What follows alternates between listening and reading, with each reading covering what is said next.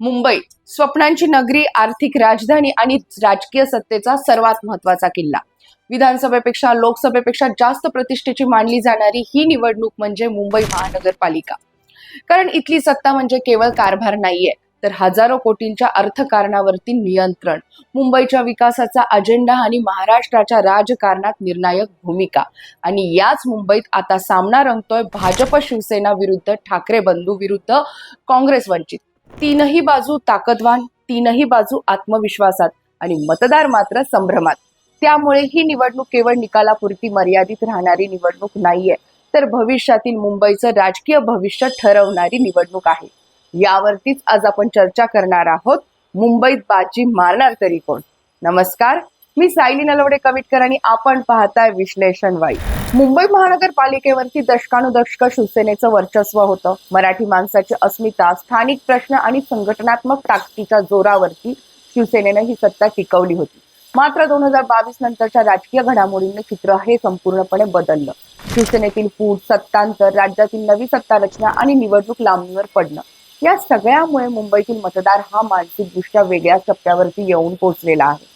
आता ही निवडणूक परंपरा विरुद्ध बदल, भावना विरुद्ध विकास आणि स्थैर्य विरुद्ध ओळख अशा या मुद्द्यांभोवती फिरताना दिसतीये. सर्वात आधी चर्चा करूयात मुंबईचं राजकीय चित्र कसं असेल. मुंबई ही एकसंध नाहीये, ती अनेक समूहांचा संच आहे. दक्षिण मुंबईत शहरी मध्यम वर्ग आणि व्यावसायिक मतदार आहेत, तर उपनगरांमध्ये मध्यम वर्ग, नोकरदार, गृहनिर्माण सोसायट्या आहेत, तर झोपडपट्ट्यांमध्ये स्थलांतरित कामगार, अल्पसंख्याक आणि आर्थिकदृष्ट्या दुर्बल असा घटक आहे. प्रत्येक भागाचे प्रश्न वेगळे, अपेक्षा वेगळ्या आणि राजकीय कलही वेगळ्या. त्यामुळे संपूर्ण मुंबईत एकाच मुद्द्यावरती मतदान होण्याची शक्यता ही फार कमी आहे. वॉर्ड निहाय समीकरण, त्याचबरोबर ती स्थानिक उमेदवाराची प्रतिमा आणि पक्षाची बूथ पातळीवरील ताकद हे निर्णायक ठरणारे आहे. पण खरा प्रश्न असा आहे की तिरंगी लढत कोणासाठी फायद्याची? तर तिरंगी लढत म्हणजे गणित बिघडण्याची शक्यता. जिथं दोन बाजूंमध्ये थेट लढत असते तिथं मत एकवटतात, पण तिसरी आघाडी आल्यावरती मतांचं विभाजन होतं. याचा फायदा हा नेहमीच त्या पक्षाला होतो ज्याची संघटनात्मक यंत्रणा मजबूत असते आणि जो कमी मतावरतीही विजय मिळवू शकतो. त्यामुळे तिरंगी लढत ही धोरणात्मक दृष्ट्या पाहायला गेलं तर अत्यंत महत्वाची ठरणारी आहे. आता चर्चा करूयात भाजप शिवसेना यांचं चित्र काय असेल. भाजप शिंदे युती ही विकास, स्थैर्य आणि ट्रिपल इंजिन सरकार या मुद्द्यांवरती भर देईल. केंद्र आणि राज्यातील सत्ता, मोठे पायाभूत प्रकल्प, रस्ते, मेट्रो, कोस्टल रोड, पुनर्विकास प्रकल्प ही त्यांची मुख्य मांडणी असेल. प्रशासकीय यंत्रणा आणि संसाधनांची उपलब्धता हे त्यांचे मोठे बलस्थान आहे. शिवाय हिंदुत्व हाही मुद्दा आहेच. मात्र प्रश्न असा आहे की शिवसेनेचा पारंपरिक भावनिक मतदार कितपत या युतीसोबत राहतो. भाजपचा शहरी मतदार ठाम असला तरीही मराठी अस्मितेच्या मुद्द्यावरती विरोधक आक्रमक झाले तर ही युती अडचणीत येऊ शकते. या निवडणुकीत सर्वाधिक चर्चा झाली ती म्हणजे ठाकरे बंधूंच्या युतीची. ही ठाकरे बंधूंची युती किती प्रभावी ठरेल हाही महत्वाचा मुद्दा आहे. ठाकरे बंधूंची युती ही भावनिक आणि प्रतिकात्मक दृष्ट्या अत्यंत महत्वाची आहे. शिवसेनेचा खरा वारसा, मराठी माणसाचा आवाज आणि मुंबई आमची आहे ही भावना ते पुन्हा जागे करण्याचा प्रयत्न करतील. जुने शिवसैनिक, नाराज कार्यकर्ते आणि या अस्मितेवरती विश्वास ठेवणारा मतदार हा त्यांचा आधार असेल. मात्र भावनेसोबत ठोस विकासाचा आराखडा, प्रशासकीय विश्वासार्हता आणि सर्वात महत्वाचं म्हणजे एकसंध नेतृत्व दाखवणं हे त्यांच्या समोरचं मोठं आव्हान असणार आहे. शिवाय अनेक वर्षांनी एकत्र आलेल्या ठाकरे बंधूंना कार्यकर्ते कसं स्वीकारतात आणि दोन्ही पक्षांचं वोट ट्रान्सफर कसं होतं यावरती या युतीचं चित्र बरंचसं अवलंबून असणार आहे. आता प्रश्न पडतोय तो नव्या प्रयोगाचं काय होणार. अर्थात काँग्रेस वंचित ही आघाडी कोणाला डॅमेज करणार? काँग्रेस आघाडी ही थेट सत्ता मिळवेल अशी शक्यता कमी असली तरीही ती निर्णायक भूमिका बजावू शकते. अल्पसंख्याक, दलित, वंचित आणि काही झोपडपट्टी भागांमध्ये त्यांचा प्रभाव हा अधिक आहे. ही मतं प्रामुख्याने विरोधी आघाड्यांकडूनच कापली जाण्याची शक्यता देखील जास्त आहे.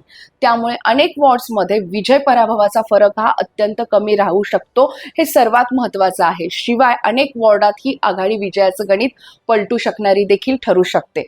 शिवाय ही आघाडी सेक्युलर मतही खेचू शकते, ज्याचा फटका हा काहीसा ठाकरे बंधूंच्या युतीला बसू शकेल. त्यामुळे या नव्या आघाडीला गांभीर्याने घ्यावं लागणार आहे हे निश्चितच. या तिरंगी लढतीत आणखीन एक महत्वाचा मुद्दा दुर्लक्षून चालणार नाही. तो मुद्दा म्हणजे काँग्रेस वंचित ही आघाडी ठाकरे बंधूंचं चित्र बिघडवणार का? तर उत्तर हे होय, असंच असू शकतं. कारण मुंबई महानगरपालिकेची राजकीय गणितं पाहता काँग्रेस वंचित आघाडी ही ठाकरे बंधूंसाठी जास्त अडचणीची ठरू शकते. कारण भावनिक आणि अस्मितेवरती आधारित मतदारांचा काही भाग या आघाडीकडे वळलेला आहे. तर त्यांचा हा थेट फायदा हा भाजप शिंदे युतीला होऊ शकतो आणि शिवाय अँटी बीजेपी मतं काही प्रमाणात का होईना या आघाडीनं घेतल्यास त्याचा मोठा फटका हा ठाकरे बंधूंना बसू शकतो. त्यामुळे ठाकरे बंधूंसाठी ही लढत केवळ सत्तेविरुद्ध नाहीये, तर मतविभाजनाविरुद्ध देखील आहे. यावरती ठाकरे बंधू कसं उत्तर देतात आणि आघाडीला कसं हाताळतात यावरही बरंचसं चित्र हे अवलंबून असणार आहे. मुंबई महानगरपालिकेच्या लढाईत सर्वात महत्वाचा फॅक्टर ठरणार आहे तो म्हणजे मराठी अस्मितेच्या मुद्द्याचा. म्हणून या अस्मितेच्या मुद्द्यावरती कोण बाजी मारेल याबाबत राजकीय वर्तुळात कमालीची उत्सुकताही आहे. मराठी अस्मिता हा मुद्दा अजूनही मुंबईत जिवंत आहे, पण तो आता एकमेव निर्णायक फॅक्टर राहिलाय असं स्पष्टपणे आता तरी म्हणता येणार नाहीये. मुंबईतील मतदाराला पायाभूत सुविधांचं भक्कम जाळं, मुबलक रस्ते, गतिमान वाहतूक, भक्कम आरोग्य यंत्रणा, स्वच्छ मुंबई आणि भ्रष्टाचारमुक्त कारभारही हवा आहे. अस्मिता ही भावनिक ऊर्जा निश्चितच देऊ शकते, पण ती विकासाच्या मुद्द्याला जोडली गेली तरच ती निर्णायक ठरू शकणार आहे असं तरी दिसतंय. त्यामुळे ठाकरे बंधूंना केवळ मराठीचा मुद्दा हा मुंबईत तारेल हे वरवर तरी आता शक्य वाटत नाहीये. शिवाय मराठी मतांचा घसरलेला टक्का आणि मराठी मतांचं होणारं विभाजन हे मुद्देही अतिशय निर्णायक आहेत. कारण मराठी अस्मितेचा मुद्दा जर लावून धरला गेला तर मराठीत तर मतही ठाकरेंपासून दुरावणारी आहेत. त्यामुळे मराठीचं नॅरेटिव्ह सेट करताना ठाकरे बंधूंची मोठी कसरतच असेल. आता प्रश्न पडतो पुढे काय? तर तिरंगी लढतीमुळे मुंबईतील मतदार हा काहीसा संभ्रमात पडणार आहे. त्यामुळे अस्मितेचे मुद्दे आणि विकासाचा अजेंडा हे मुद्दे कोण कसे हाताळतो यावरतीच निवडणुकीचं चित्र हे स्पष्ट होत राहील. उमेदवारांची निवड, बंडखोरी रोखणं, स्थानिक मुद्दे प्रचारात समाविष्ट करणं, प्रचाराची भाषा आणि सोशल मीडियावरचं नॅरेटिव्ह हे सगळं चित्र बदलू शकतात. प्रत्येक पक्षासाठी ही निवडणूक प्रतिष्ठेची असून अंतिम टप्प्यात ही समीकरणं झपाट्याने बदलण्याची शक्यता नाकारता येत नाहीये. आता येऊया चर्चेच्या शेवटाला, अर्थातच निष्कर्षाकडे. मुंबई महानगरपालिकेची ही निवडणूक कोणाच्याही हातून सहजासहजी जाणारी नाहीये. भाजप शिंदे युतीकडे सत्ता आणि संसाधनं आहेत, ठाकरे बंधूंकडे भावनिक वारसा आणि अस्मिता आहे, तर काँग्रेस वंचितकडे निर्णायक मतांचं वजन आहे. त्यामुळे हा सामना केवळ विजय आणि पराभवापुरता मर्यादित न राहता मुंबईच्या राजकारणाची पुढील दिशा ठरवणारा नक्कीच ठरणारा आहे. आणि म्हणूनच ही निवडणूक मुंबईसाठी जितकी महत्वाची आहे तितकीच ती महाराष्ट्राच्या राजकारणासाठी देखील निर्णायक ठरणारी आहे. तुम्हाला काय वाटतं? तिरंगी लढतीत कोण बाजी मारेल? भाजप, शिवसेना की ठाकरे बंधू की काँग्रेस वंचित फॅक्टर काय परिणाम करेल? आपली मतं कमेंट बॉक्समध्ये नक्की नोंदवा आणि असंच विश्लेषणात्मक व्हिडिओज पाहण्यासाठी विश्लेषण वाईबला नक्की सबस्क्राईब करा. तोवर जय महाराष्ट्र.